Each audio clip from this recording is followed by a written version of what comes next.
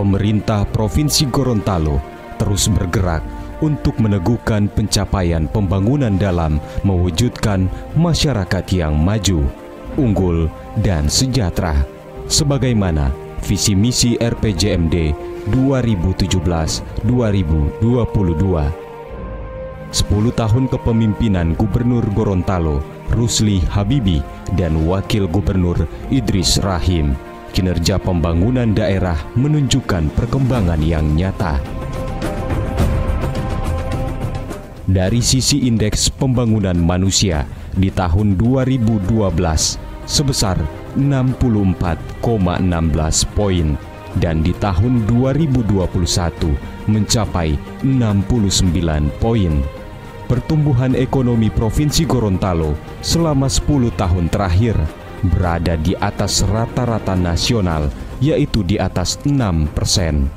Meskipun di tahun 2020 mengalami pelambatan, namun pada triwulan 3 2021 tumbuh positif mencapai 3,4%. Kemiskinan di tahun 2012 sebesar 17,22% dan tahun 2021 sebesar 15,68%. Mengalami sedikit kenaikan sebagai dampak pandemi COVID-19, di mana tahun 2019 kemiskinan Gorontalo berhasil turun mencapai 15,31%.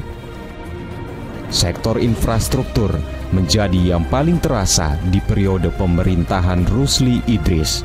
Salah satunya dengan mendorong pembangunan beragam pembangkit listrik, mulai dari PLTU Anggrek hingga PLTU Paguat. Krisis listrik Gorontalo terjadi hingga tahun 2012. Usai diumumkan menang pada sengketa pilkada di Mahkamah Agung tahun 2012, Rusli menemui Direktur PLN untuk melobi agar PLTU Anggrek 2x25 MW yang bermasalah itu dan akan dipindahkan pembangunannya di Sumatera agar tetap berlanjut. Pembangunan PLTU itu terap berlanjut meski pembangunannya baru rampung sekitar tahun 2018. Ada juga proyek listrik 35.000 MW yang dicanangkan Presiden Joko Widodo, salah satunya diresmikan di Kabupaten Pohuwato dengan daya 50x2 MW. Hingga akhir periode pertama sebagai gubernur tahun 2017, krisis listrik sudah teratasi. Perbaikan dan pembangunan infrastruktur jalan dan jembatan juga terasa selama 10 tahun terakhir. Data tahun 2021 menyebut total panjang jembatan yang dikerjakan pemerintah Provinsi Gorontalo selama 10 tahun terakhir sebesar 265 meter yang tersebar di 7 lokasi. Total panjang jalan sebesar 109.233 km yang tersebar di 33 lokasi.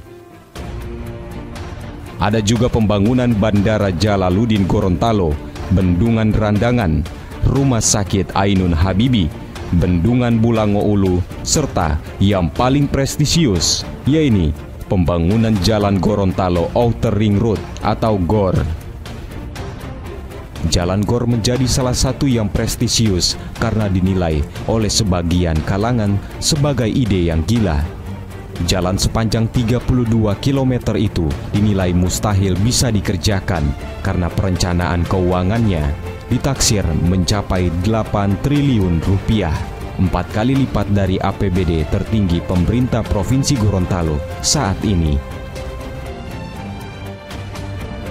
Sektor pertanian dan peternakan melalui pemberian bantuan benih unggul, pengelolaan Brigade Al-Sintan, program bajak gratis, bantuan ternak sapi, peningkatan produksi pertanian sebesar 299.758 ton.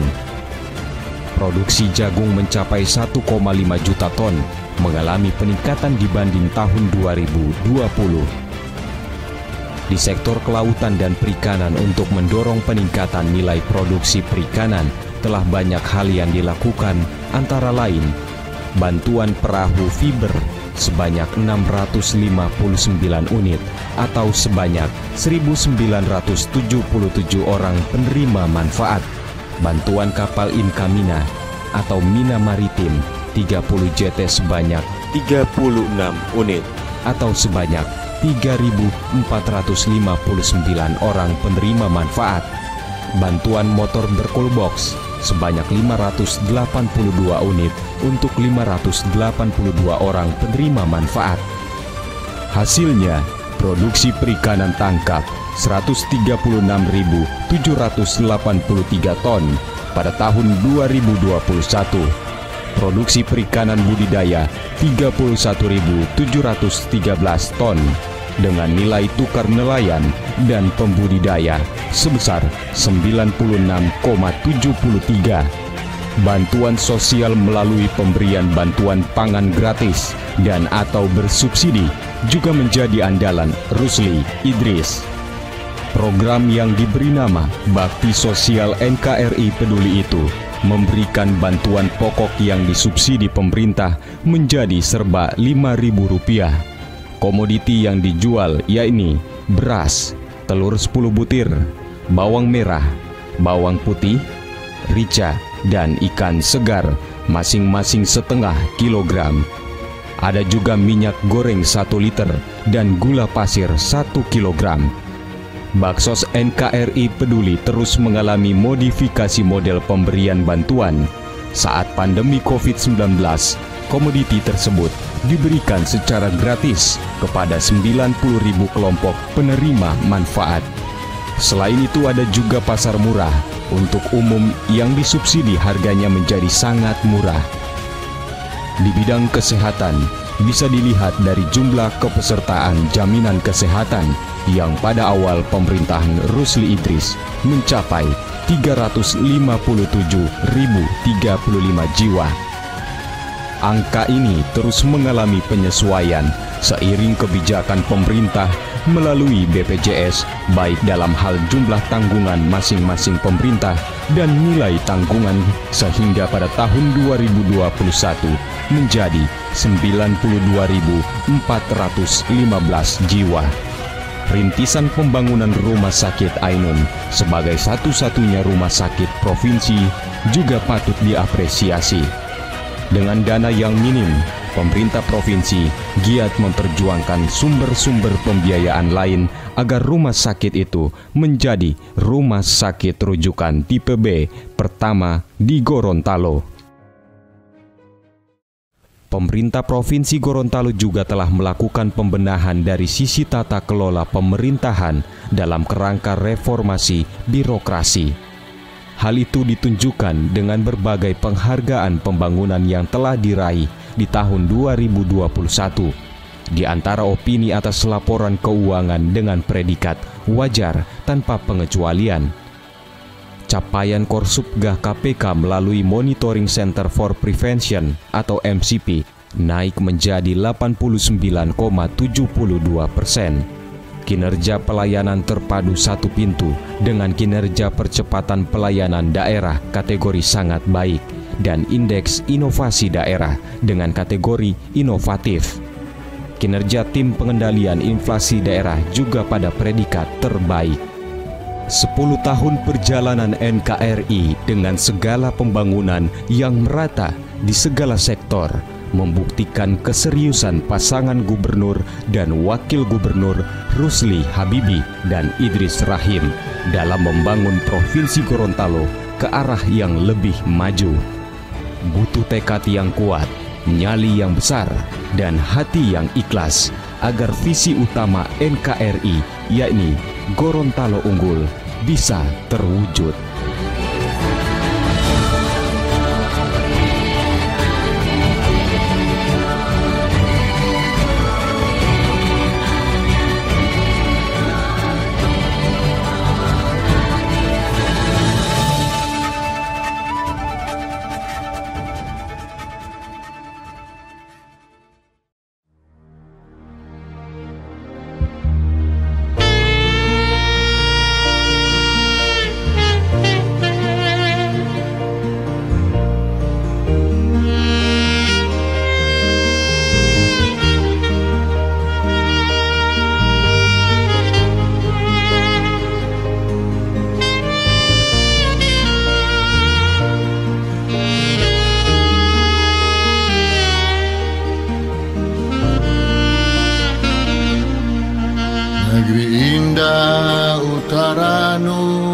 Nusantara. Di tengahnya dana punya sejarah, janji yang suci dari Papa Eyato. Aku ada untuk kita yang satu.